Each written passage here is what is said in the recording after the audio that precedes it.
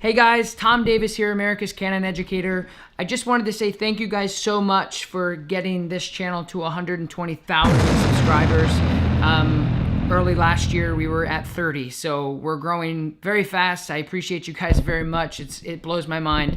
But I did find this video of a seminar I did last year in Denver, Colorado. So I just grabbed somebody from the audience to get creative and help me show the people in the seminar, and then as well as you guys, how the dog conceptualizes the remote collar pressure and also the association with you.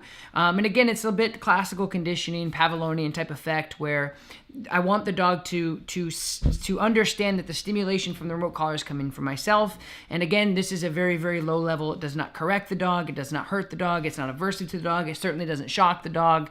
And so I'm just using the remote collar with the actual human, somebody in the audience, to say, hey, I'm going to put this pressure on you, and I want you to teach everybody here how it's going to shut off. So a little bit of a social experiment, but I thought it was fun, and I just found it and I wanted to pop it up. If you guys like this video, don't forget, like, subscribe to my channel. Of course, the No Bad Dog giveaway is still going on. Leave a comment within 3 hours of this video being published, and I'll pick somebody to send out some free merch. I hope you guys enjoy.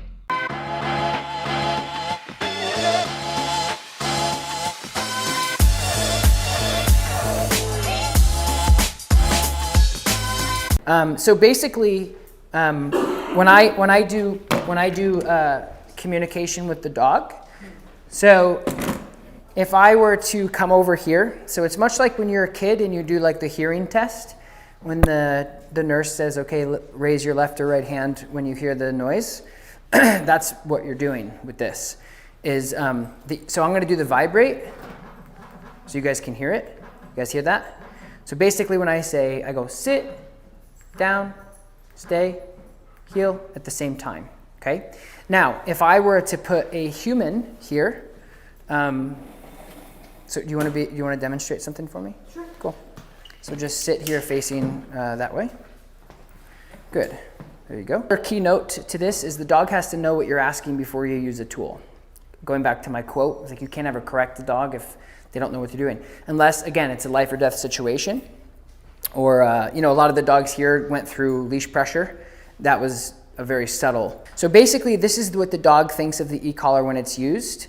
So you can, when I use the vibrate, okay, I want you to just raise one of your hands. We're going to pretend that somebody's giving you a $100 bill every time you raise your hand.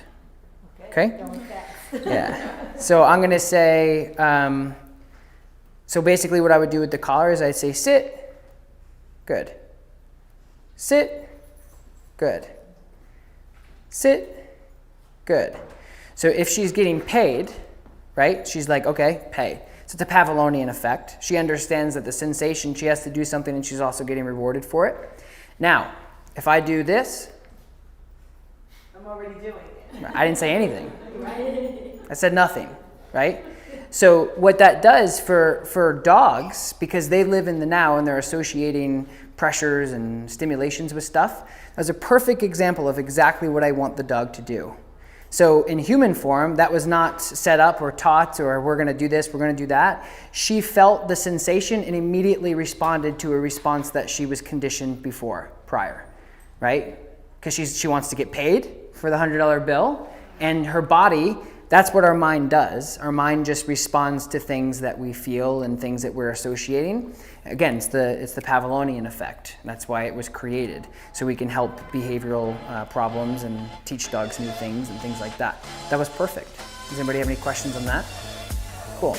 Good. Thank you. Good.